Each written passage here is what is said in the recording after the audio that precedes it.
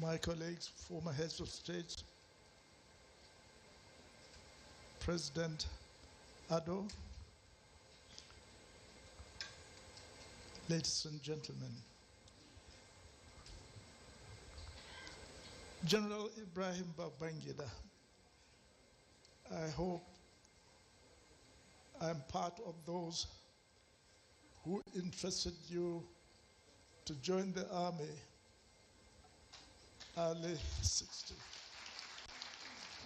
When I visited your school, to interest your school to see if you can join the army.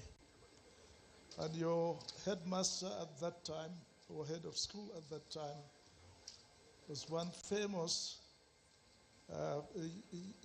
teacher called Mr. Onimole.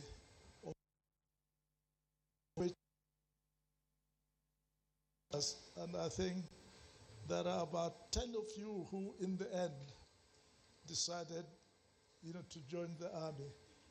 I think, am I right? About 10 of you? And I think 15. My goodness.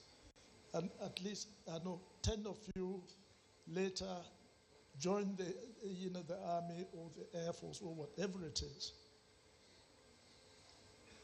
And of course, years later, am I right to say that General Abdul Salam was also part of you?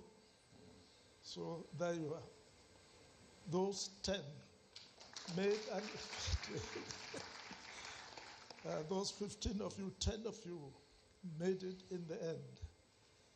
And I feel, that I interested you in the army.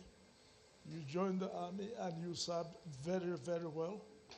You served very, very well. And it got to the stage whereby at the end of the war, my youngest brother,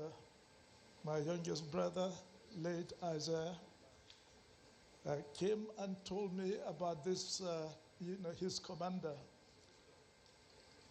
Very good leader, very good commander, very courageous, brave, and that he was really unexceptional. He spoke well of you. It made me feel, well, this is certainly a young man that I would like to come, to work with me. And I thought, yes, I will probably make him my ADC. Well, that was, if I'm in the hope. That event happened, and I was given my marching orders out of Godam Barracks. Yes, but this young officer went on later on. I don't know whether he was part of those who gave me the marching order. But, he didn't just become, an ADC. He became, a head of state as well, a boss of bosses. And honestly, and I know the amount of work you have done. And over the years, various events happened, and I learned that you are the one who made sure that Dimka either escaped rather than be arrested. And of course, yes, the accusation of me being being the one who encouraged Dimka to do that. Me, who had been trying all the time to make sure that other coups do not take place in Nigeria, and made sure that our army remained very loyal to the government of the day, and that was how I started trying to deal with the coup and to ensure that the government of the day continues. Unfortunately, that did not happen until the civilian government at the time, the government of the time decided that yes, let the military take over until they can restore loyalty and discipline. And for that reason, what I had wanted to do, that if a coup ever took place in Nigeria, I hope the loyal ones of us will deal with the situation and return the status quo. That meant return the government.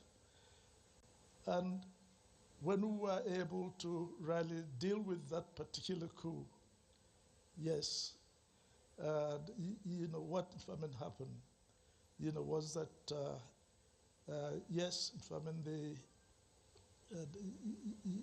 the powers was given to Iransi, and he told me, this is what has happened. And I had to just say to him, well, if this is the case, you have my double loyalty, as as my GOC and president. Now, president or commander-in-chief. I see, I can see a knockout is being done. But yes, that happened. And so that was how the military government in Nigeria came into being. The attempt by the first group did not, was not, complete. So, it was not. It was a military government that was forced on the, on the military. But let me say this, General Babangida. Yes, I had, a very rough, time. I was even in a charge for treason, isn't it?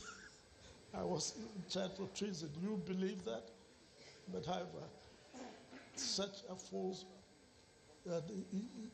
thing, I certainly didn't believe that such a thing could happen.